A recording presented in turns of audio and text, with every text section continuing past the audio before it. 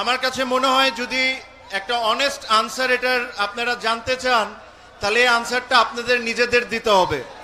আপনারা যদি এখন মনে করেন যে অমুকের কারণে খেলতে পারি নাই, অমুকের কারণে খেলতে পারি নাই, তাহলে তাহলে এটা একটা স্পোর্টসম্যানের কথা হবে না। একটা স্পোর্টসম্যানের কথা হবে যে হয়তোবা আমার কোনো একটা ভুল ছিল, এই কারণে আমি জাতীয় দলে যেতে পারি নাই।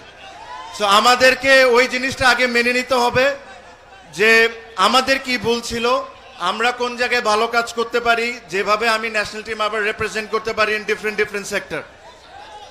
যেদিন ওই জিনিসগুলো আমরা বের করে নিব ইনশাল্লাহ দেখবেন যে ঠিক আজ থেকে 10, 15, 20 বছর আগে চিটাগং থেকে অনেকেই রিপ্রেজেন্ট করতো বাংলাদেশে বিভিন্ন স্পোর্টসকে, আমরা আবারও ওই জায়গাটা ফিরে পাবো। আমার সাথে হেলাল ভাইয়ের কথা হয়, ইশরাফিল ভাইয়ের কথা হয়, হুম্মাম ভাইয়ের কথা হয় চিটাগংয়ের স্পোর্টস নিয়ে, যে আমরা কিভাবে করে চিটাগংয়ের স্পোর্টসকে আগের জায়গার মতো নিয়ে আসতে পারি।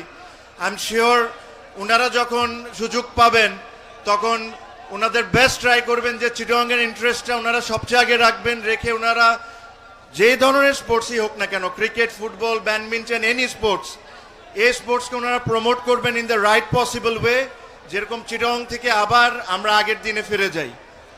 আমি এর চেয়ে বেশি আর কোনো কিছু আজকে বলবো না। আই এম ভেরি ওভারওয়ার্মড আপনাদের ভালোবাসা পেয়ে। আপনারা জানেন মাত্র আমি অসুস্থ, মানে একটা খুব বড় অঘটনা হয়েছিল আমার, মাত্র আমি রিকভার করছি, তো আমার বেশি কথা বলা উচিত না, but thank you very much.